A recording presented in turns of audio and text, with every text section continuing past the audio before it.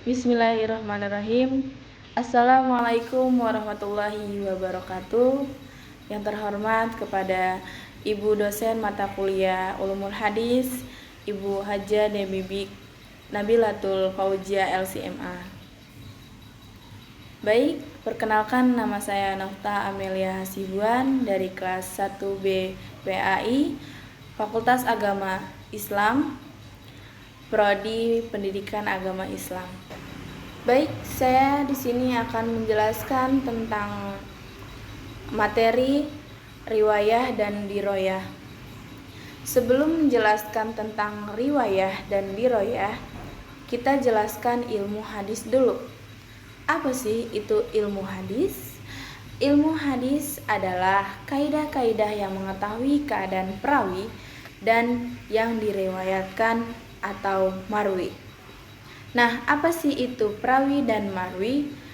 Perawi atau sanad dalam perawi adalah orang yang menyampaikan atau menuliskan hadis yang didengar dan diterima dari seseorang atau gurunya. Terus, apa itu marwi atau disebut matan? Segala sesuatu yang diriwayatkan dan disandarkan kepada Nabi SAW atau sahabat Nabi maupun tabi'in. Oke, langsung aja kita ke pembagian ilmiah hadis, yaitu riwayah dan diroyah. Apa itu ilmu riwayah? Ilmu riwayah adalah ilmu yang mempelajari cara periwayatan, penulisan, dan pembukuan hadis Nabi Muhammad SAW. Ilmu riwayah juga membahas bagaimana para perawi hadis mengembangkan dan menyampaikan hadis. Kata riwayah berasal dari akar kata rawa dan riwayatan yang berarti al-naql, yang artinya memindahkan dan penukilan.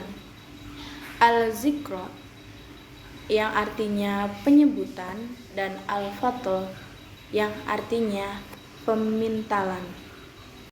Ilmu riwayah berbeda dengan ilmu hadis diroyah.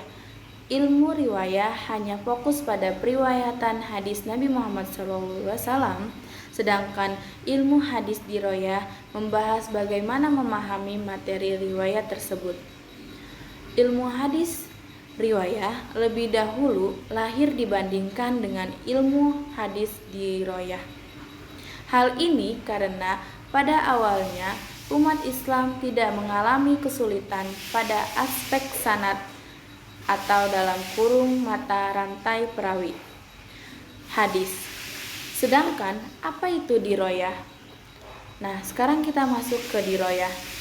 Ilmu diroyah adalah ilmu hadis yang mempelajari berbagai hal tersebut terkait periwayatan hadis seperti hakikat periwayatan, syarat-syarat periwayatan, macam-macam periwayatan, hukum-hukum periwayatan, keadaan para periwayat, syarat-syarat para periwayat, jenis yang diriwayatkan.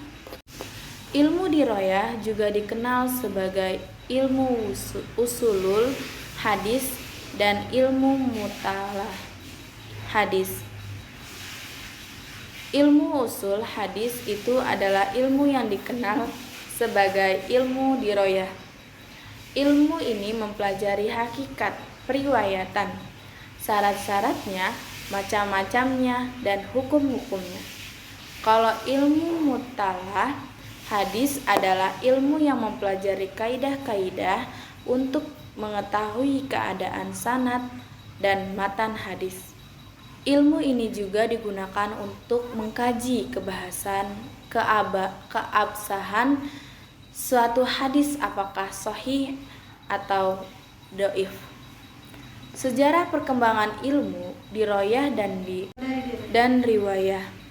Ilmu hadis riwayah perkembangannya masa Nabi Muhammad SAW pada 570 sampai 632 Masehi.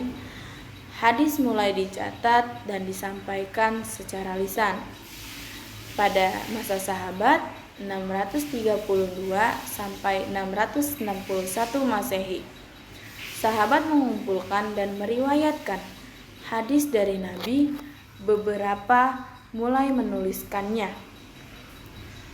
Pada masa tabi'in 661 sampai 750 Masehi, proses pengumpulan hadis semakin intensif dengan penekanan pada keautentikan dan integritas para perawi.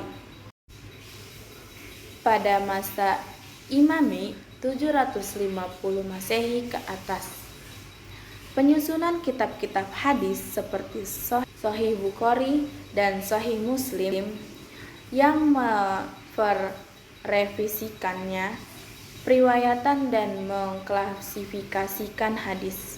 Ilmu hadis diroyah perkembangannya, analisis konten. Sejak awal para ulama melakukan analisis terhadap isi hadis dan menilai kesesuaiannya dengan prinsip Islam. Klasifikasi hadis. Hadis dikategorikan menjadi sahih, hasan, dhaif, dan maudhu berdasarkan kriteria tertentu. Metodologi Masehi, proses pengumpulan hadis semakin intensif dengan penekanan pada keautentikan dan integritas para perawi.